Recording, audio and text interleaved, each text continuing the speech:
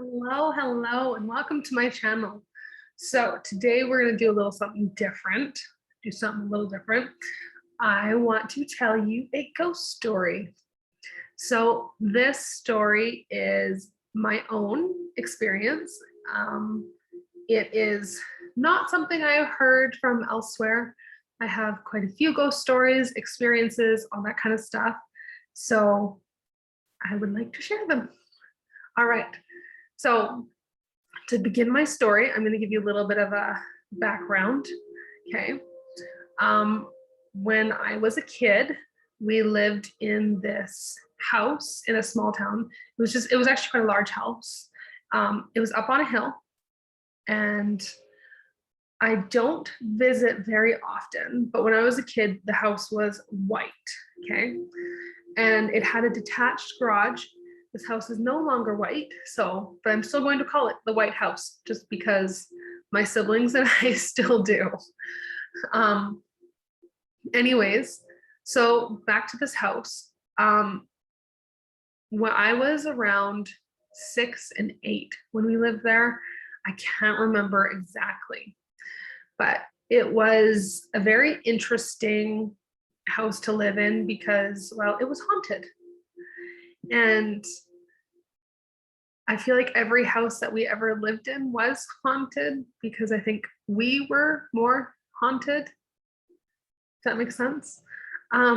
Anyways, so in this house, my first experience that I actually discovered there was weird things happening was one night I was in my room and doing, I don't know what, sitting on my bed, playing with something. And I looked over at my closet, which is just a small closet. And I used to have this belt buckle, like this belt. It was a pink belt. And I think it was like kiss, like the word kiss in like glittery pink. I can't remember exactly, but I do remember it was pink and it would hang on a hanger. And then I had it in the middle of my closet. And one night I was sitting on my bed and I looked over and this belt was swinging. And I mean like swinging, not just a caught a breeze little sway, but like it was going crazy. And it freaked me out. And at the time, I had a family friend that was living with us. And I ran out into the living room and he was in there. And I told him, and he's like, well, I don't know what you want me to do. You know, just brushed it off, had no idea what to do, probably not aware of all this kind of stuff. So I ran upstairs. I told my dad, and it was then that was the furthest back that I can actually remember having a paranormal experience. And so I told my dad, and he had to explain to me kind of what was going on and all the paranormal stuff and the best he could to a kid that really didn't understand but was scared out of her wits. So after he explained it to me, it was kind of like, oh, okay. And then I don't know if it was at that point that I found out that there was a little boy that actually killed himself inside the garage, like the detached garage on our property. And so the way he died was, I guess he went in there, turned the exhaust on, and closed everything, and the fumes killed him. Whether it was an accident or on purpose, I have no idea. And I had also heard that from someone else. It was a family friend that told it to me. So that said she knew that family. I don't know if this is true or not, but she had stated that the husband, like the dad to this little boy, had done it as well because he couldn't handle the emotions. So he went and did it too. Same way, and which is extremely heartbreaking. So needless to say, this house was extremely haunted. And when you have trauma like that, and death like that, it attracts more.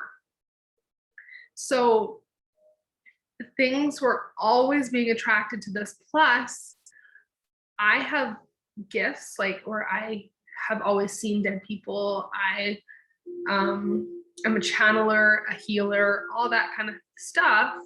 So I understand vibration, I understand energy, whereas when I was a kid, not so much. But now I do, and I have multiple family members that have gifts as well. So when you have multiple people, an entire family in one house that all have spiritual gifts, well, you tend to get a lot of chaotic energy because everybody's at different vibrations, right? And so you get a lot of chaos, and then things attract to that chaos. And if there's like a lot of fighting or high vibrational things happening, or I guess low vibrational, I would rather say, because fighting, just bickering back and forth, like all kinds of things that are just very low, on top of a traumatic, possibly two traumatic events that had previously happened in this home and in this garage, it kind of brings in so much energy. So then more things are going to be attracted to it. So back to my story, now that you've kind of had like backstory. I'm sorry, my face is like really itchy because my hair keeps rubbing it and I'm just like, itchy. Anyways, so back to my story. So when I was a little girl, I used to have, my parents got me it was just a small stone like that size. And it had a wrap so that I could put it on a necklace and wear it around my neck. And I wore this thing like every day. And I was super excited when we got it because, let me see if I have my pendulum with me. I did earlier. Oh, it's over there now. Here, I will grab it just a second. Okay, I got it. So I had this necklace, pendulum. It was clear quartz. And we would take it into my garage, okay? And it would do this. Okay, and so this I'm controlling, but when there is a lot of energy, you can actually use a pendulum or necklace as a ghost detector. And that is what we did. Now, it made total sense to my brother and I, we used to go ghost hunting. And it made total sense to our 8-year-old whatever selves, right? And now I understand that a pendulum goes off your energetic, like what your energetic footprint is. So if I go, pendulum, give me a yes, it switches to that. Pendulum, give me a no.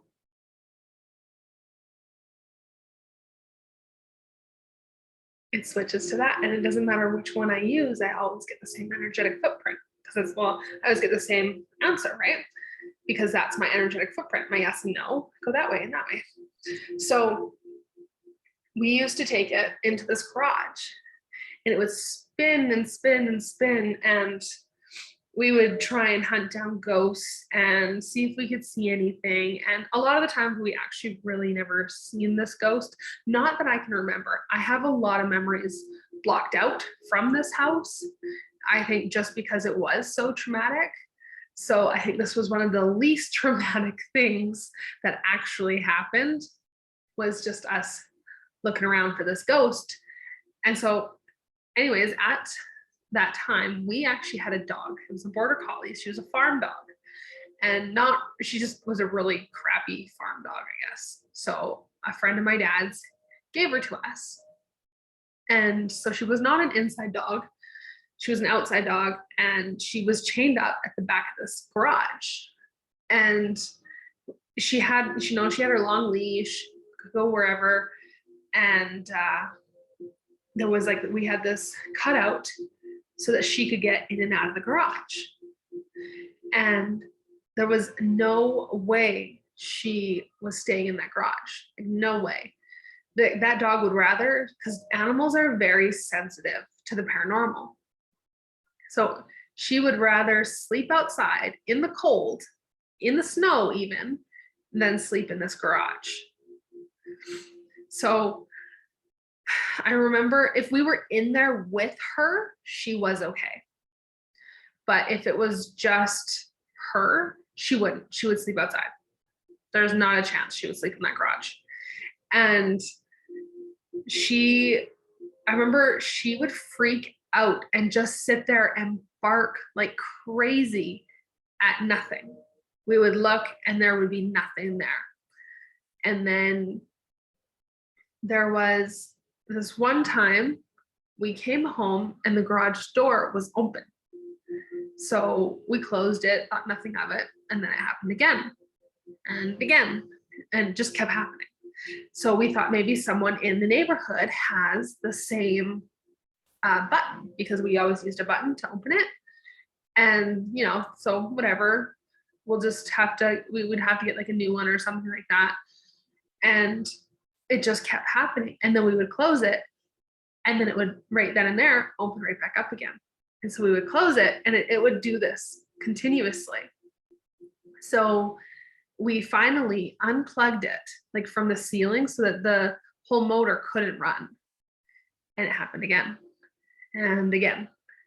And it was just like a continuous loop of this garage door that kept opening. And it didn't matter, because it was not a neighbor having the same button or anything like that opened theirs. It was the spirit was mucking around with it and trying to get our attention. So it definitely worked. It got our attention, but I don't know what my parents did at that point.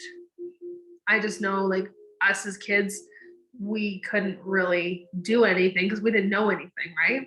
But I do remember going to a park that was not far from the house. We would take the pendulum and it wouldn't actually really do much. And then we would come back home and go into the garage, and it would just swing like crazy. And so it was just I always thought this pendulum was awesome. It was my ghost detector until I lost it. I think I was in junior high when I lost it.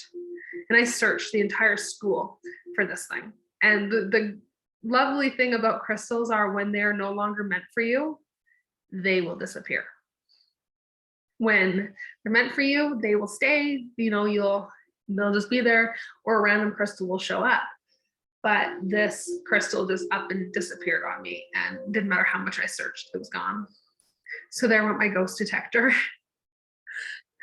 But pendulums, they can pick up on an energetic frequency, or they can pick up on your body's frequency. And so you can ask questions, but you can't have any emotions to it. But obviously at the time I did not know that. But yeah, that is my little ghost story of being haunted by a little boy that died in a garage. My brother actually had his room, and weird things used to happen. Like the door would open and close, and it was very freaky. And my dad built an extra room just off to the side of it, because we had such a huge laundry room. So he built half of it into another bedroom.